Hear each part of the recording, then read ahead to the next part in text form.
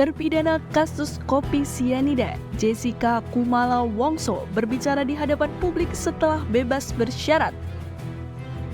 Jessica berterima kasih ke pendukung yang sudah meluangkan waktu hadir di hari bebasnya. Untuk pendukung saya, hari ini terima kasih banyak sudah meluangkan waktu untuk bertemu di sini. Semoga semuanya sehat selalu. Terima kasih, kata Jessica dalam konferensi pers di Jakarta pada hari Minggu 18 Agustus 2024.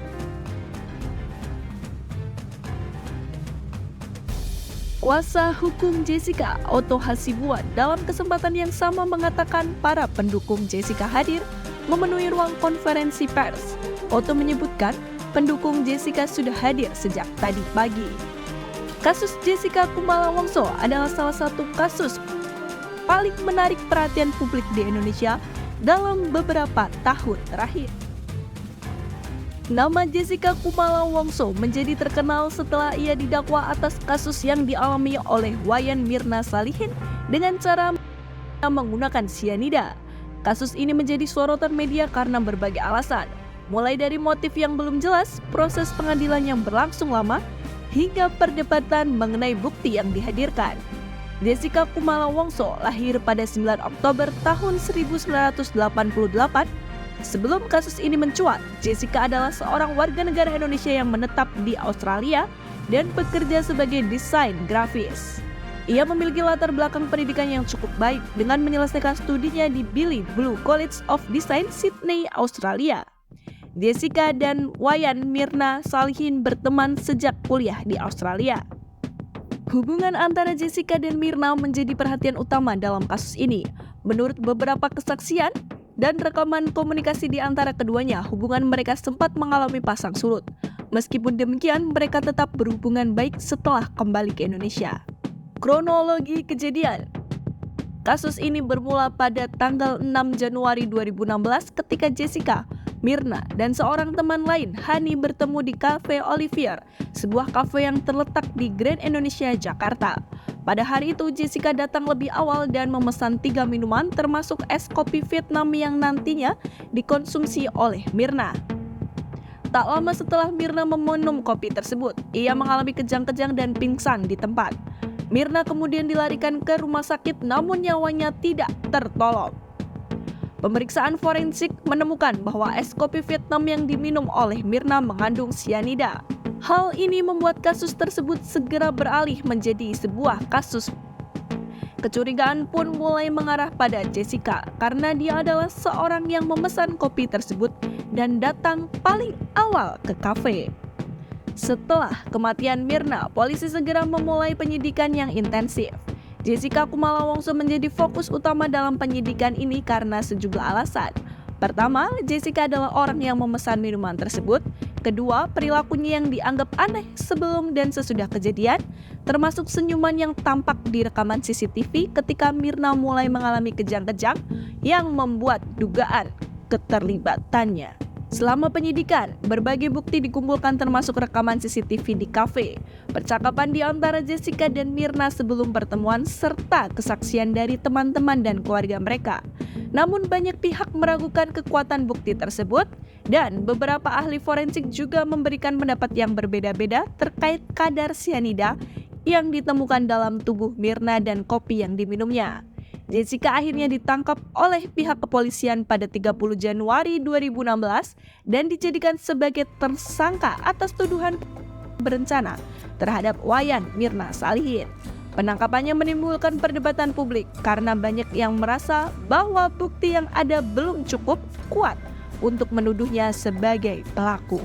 Kasus ini berlanjut ke meja hijau dan menjadi salah satu persidangan yang paling banyak disorot oleh media di Indonesia. Pengadilan Jessica Kumala Wongso dimulai pada Juni 2016 di Pengadilan Negeri Jakarta Pusat.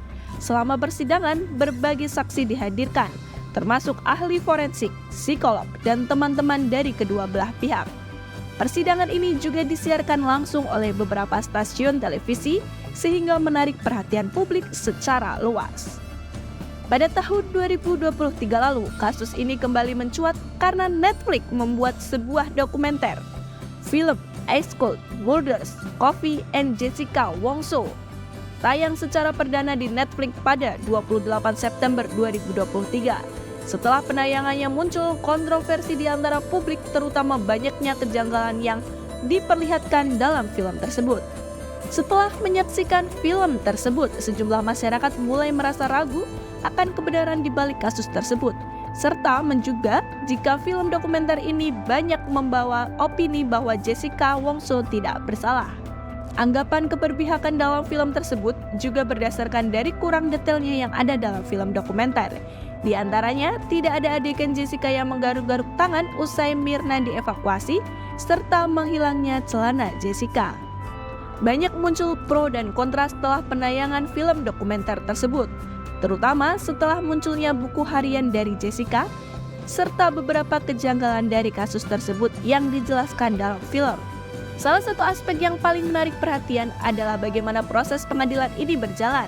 Ada banyak momen emosional dan kontroversial selama persidangan, baik dari pihak Jessica, jaksa, maupun saksi yang dihadirkan. Pengacara Jessica berulang kali menegaskan tidak ada bukti langsung yang menghubungkan klien mereka dengan sianida yang menyebabkan Myrna. Jaksa penuntut umum dalam kasus ini menuduh Jessica melakukan bencana. Mereka berargumen bahwa Jessica memiliki motif untuk Myrna, yaitu dendam atas komentar dan sikap Myrna yang dianggap menyinggung Jessica pada masa lalu. JPU juga berargumen bahwa tindakan Jessica memesan kopi lebih awal dan menunggu di kafe menunjukkan bahwa dia telah merencanakan kejahatan ini. Namun, pihak pembela terus menekankan bahwa tidak ada bukti fisik yang kuat yang menunjukkan bahwa Jessica benar-benar menaruh sianida dalam kopi tersebut. Mereka juga menanyakan validitas analisis forensik yang dilakukan serta menyatakan bahwa rekaman CCTV tidak secara langsung menunjukkan Jessica menaruh sesuatu ke dalam kopi Myrna. Kasus Jessica Kumala Wongso tidak hanya menjadi perhatian karena drama di dalamnya, tetapi juga karena berbagai kontroversi yang muncul selama proses hukum berlangsung. Beberapa isu yang banyak diperbincangkan adalah kualitas bukti forensik, interpretasi rekaman CCTV, dan kemungkinan adanya tekanan publik terhadap proses peradilan. Selain itu, kasus ini juga membuka diskusi tentang sistem peradilan di Indonesia, termasuk bagaimana kasus-kasus besar seringkali diwarnai oleh sorotan media yang sangat intens. Banyak yang berpendapat bahwa exposure media yang begitu besar dapat mempengaruhi proses hukum dan opini publik, yang pada akhirnya bisa mempengaruhi putusan pengadilan. Dari sisi sosial, kasus ini menjadi peringatan tentang bagaimana persahabatan dan konflik pribadi dapat berujung pada tragedi. Hubungan antara Jessica dan Myrna yang awalnya adalah teman dekat menjadi latar belakang utama dalam kasus ini. Kasus ini juga menyoroti pentingnya penyelidikan forensik yang komprehensif dan akurat dalam menentukan kebenaran dalam kasus kriminal.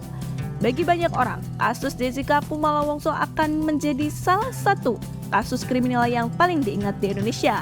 Kasus ini tidak hanya menyoroti dinamika kompleks dalam hubungan antar manusia, tetapi juga mengungkapkan berbagai tantangan dalam sistem peradilan yang dihadapi di Indonesia.